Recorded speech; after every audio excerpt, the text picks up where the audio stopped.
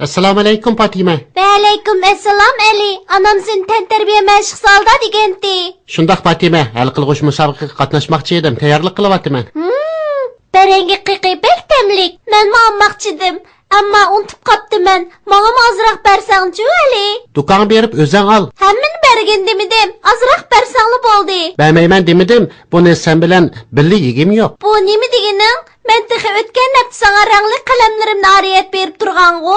Shundaq bergan eding. Ammo men bundan keyin narsa keraklarimni hech kimga bermaslik qaroriga kelgan edim. Sening qilganingni pixsiqlik deymiz. Nim desang deva, bermayman dedim, bermayman. Agar buvam sening bu qadar pixsiqligingni bilib qolsa, uningga buni qanday tushundirsa? Kapshima og'zingni yum. Meni ikkinchi pixsiq degichi bo'lma. Assalomu alaykum bolalar. Va alaykum assalom bova.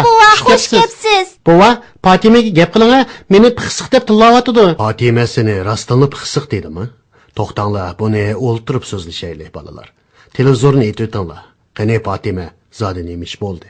Karton film ko'rayotgandim, akam qo'lda barangi qiqi ko'tirib yegish keldi. Mening mu yegim kelib, azroq bergin desam bermayman dedi bova. Shu sababdan Fatima meni pixsiq dedi. Bolalarim, to'xtanglar. Pixsiqlik nachar qiliq. Dinimizda insonlar pixsiq bo'lib qilishdan har vaqt hushyor bo'lishga buyurilgan. Dinimiz bizni har vaqt mard, mehmondo'st bo'lishga rag'batlantirdi. Islomiyat bizni nemishqa mard, mehmondo'st bo'linglar deb nasihat qildi bova. Insonlar orasida sevgi, muhabbat, inoq ittifoqlik urug'ini chashqanligi uchun. Bundaqda insonlar orasida keng qo'saqlik va yaqinlik paydo bo'ladi. Ali, anladingmi?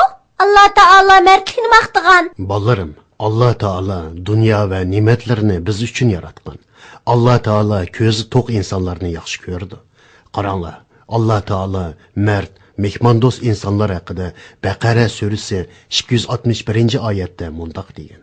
Allah yo'lida milini sarf qilganlarning sarf qilgan narsasi yerga terilib, 7 bashaq chiqargan, har bashig'idan 100 don tutgan bir donga o'xshaydi. Allah xohlagan bandasiga aslab savob berdi. Allah'ның mərtligi kengdir. O hammani bilib turg'uchidir. Payg'ambarimiz Muhammad alayhissalommi mundaq degan. Allohga va oxirat kuniga iymon etgan kishi mehminni yaxshi kutsin. Fatima, qaraganda men xato qilibman. Meni afv qilgin. Mana ole, xohlagancha ep yegin. Alloh rozi bo'lsin. Sizlarga yaxshi ish qilish, menga sizlarga yo'l ko'rsatish fursati bergan Allohga shukrlar bo'lsin. Rahmat bova, sizning sayingizda barangi qiqi yeyalaydigan bo'ldim. Shundoq ko'rdim bolam. Payg'ambarimiz Muhammad alayhissalomning hayotini anglashni qiziqib kutyapmiz bova. Men muallidim bekrak saqlayapman bova. Ma'qul, hozir boshlay. Bismillahirrahmanirrahim.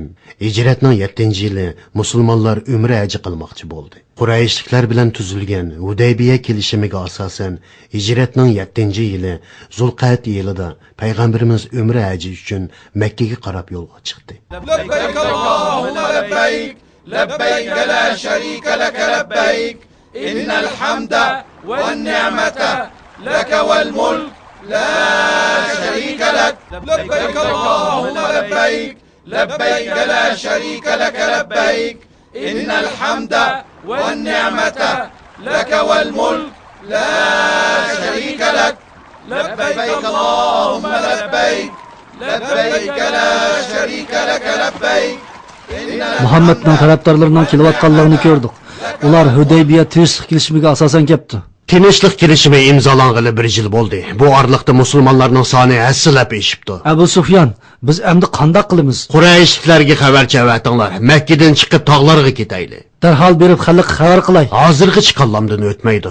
Muhammad bu kuchni zodi qayerdan olgandi? Ular shundoq kuchli va sabrchan. Hijratning 8-yili Xolid ibn Valid islomga kirdi. Amir ibn As, Osman ibn Talha bilan birlikda Madinaga kelganda payg'ambarimiz Muhammad alayhissalom Makka jigar porlarini bizga tashlabdi dedi.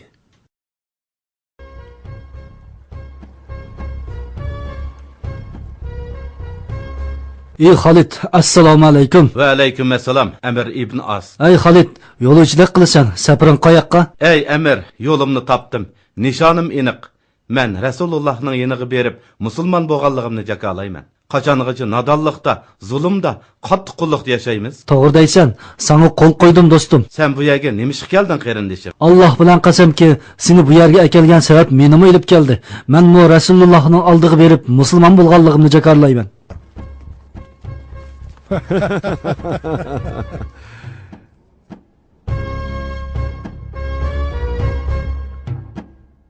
Rasululloh qayerda? Uning bilan ko'rishatdim. Rasululloh masjidda. Ey Xolid, sen bu yerga nima ishga kelding? Menga haq va adolatli dinni o'rgatinglar deb keldim. Hozirgacha jaholatda yashab ketdimiz. O'zaro qirg'inchilik qilishib, zulm selyapmiz. Hech qanday foydasi bo'lmagan toshdan but yasab ibodat qilibmiz. Bir kuni tushimda tor, qistongo bir shahardan kangri ozoda, yop-yeshil bir shaharga kelganligimni ko'rdim. Mana endi tushim rostga aylandi. Jaholatning qorong'uligidan islomiyatning yorug'ligiga chiqdim. Ashhadu an la ilaha illalloh va ashhadu anna Muhammadan rasululloh. Sen bilan urush qilganimga pushaymon qilaman. Allohdan mag'firat tilayman. Ko'nglingni yerim qilma Xolid. Sening musulmon bo'lganligingning mukofoti dunyodagi hamma narsadan qimmatlik. Allohu akbar. Xolid musulmon bo'ldi. Ey musulmonlar, sizlardan kechirim so'rayman. Meni afv qilinglar. Qimmatli javohiratlarimni sizlarga taqdim qilay. Buni musulmonlarning ichidagi faqir miskinlarga taqdim beringlar. Mana bu qilichim, bunimi sizlar ilinglar. Ey Xolid, qiliching ilgari musulmonlarga qarshi eng kuchli, qo'rqinchli bir qilich edi. Rasulullohning aytishicha, endi sen Allohning eng keskin qilichidirsan. Men qilichim bilan Alloh va Rasulullohning xizmatida bo'ladiganligimga qasam qilaman. Payg'ambarimiz Muhammad alayhissalom Alloh o'ziga nozil qilganga iymon etdi. Mo'minlarmi Allohga, farishtalarga, kitoblarga va boshqa payg'ambarlarga ularni bir-biridan ayirmay iymon etdi. Ular: "Ey Alloh, eshitdik va itoat qildik. Sen bizni mag'firat qilgin. Oqibat sening ilikingda" deyishdi.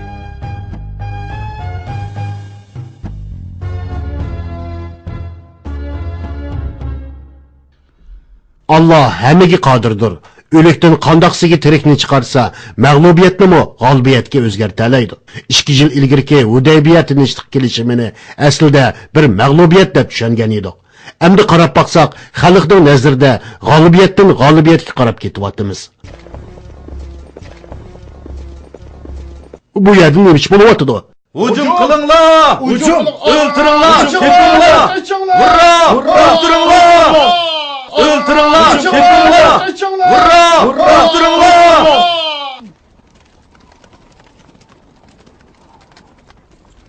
Kelayotganlar kimlardir? Bular Xuzaa qabilasidan. Bakir qabilasi ularga hujum qildi. Shunga bular payg'ambarimiz Muhammad alayhissalom bilan ko'rishkilik yapti. Tartgan ziyni uchun yordam talab qilgandik.